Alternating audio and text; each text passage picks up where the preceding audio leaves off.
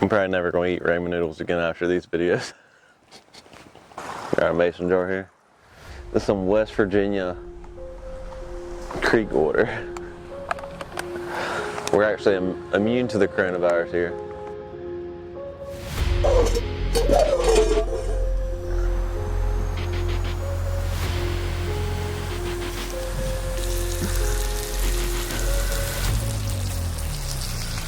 We've learned a lot about ramen recipes in like the last week or so.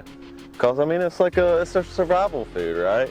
You go to the grocery store right now, you can't find a pack of ramen to save your life.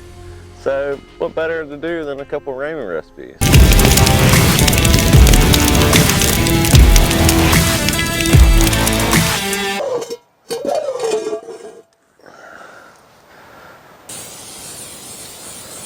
We're gonna do a little stir fry in here.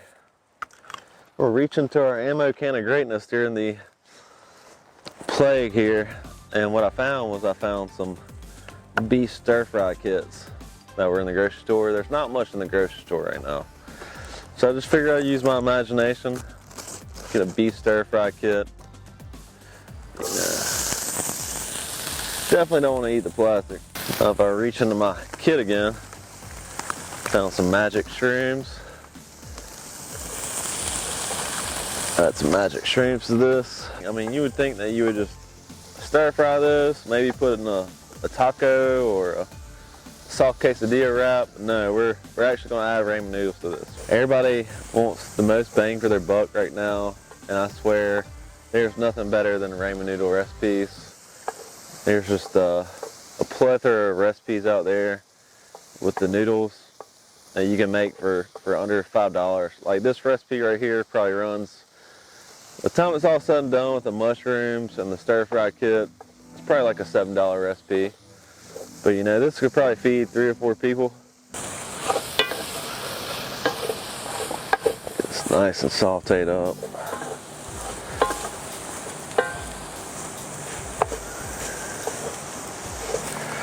And this might actually be better than the chicken. Push it to the side a little bit because we're about to add some water. So, we have no noodles. No noodles.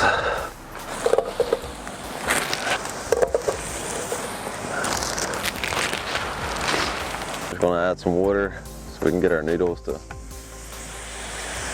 conform to the actual noodle shape. And this is going to take a couple minutes for it to get to that point. Fire's starting to die down a little bit.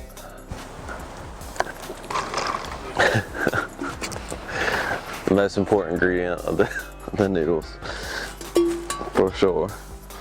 You gotta make sure you have some good old Pepsi. Yeah, we don't. That's a party foul. You don't want that to happen. All right, so we're gonna add our beef flavor that came with these noodles. Again, today we're just doing really simple recipes. Now our noodles should break apart. We're just trying to cook away all the broth. In our magic box of goodness, we had some peas, sweet peas, sugar peas, snap peas, whatever you want to call them. We're just going. We didn't even take the ends off of them. We're just. I mean, we're out in the wild, so. And they're awesome just by themselves.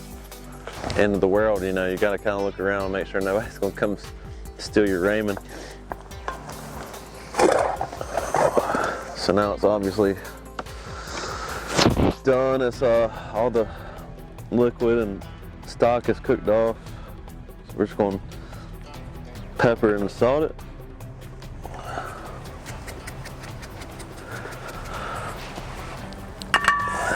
We do a little orange zest squeeze on it. Like I said, your imagination is really the limit. It's whatever you're working with. And I guarantee you, no matter what you do, you can't go wrong on it.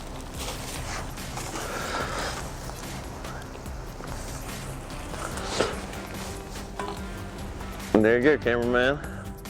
You got a plate of food right there for about a $1.50. We've already done like 4 ramen recipes a day, so we're pretty packed on ramen. But yeah, I like the first one the best because it had cheese in it. This one doesn't have cheese in it, but it's definitely still phenomenal for it to be ramen noodles. If somebody didn't tell you that this was ramen noodles, you'd probably guess it sooner or later, but ultimately, just first off, you wouldn't guess it.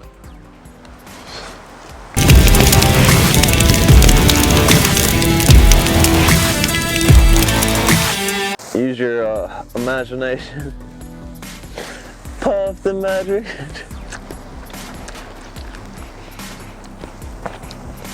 It's really good.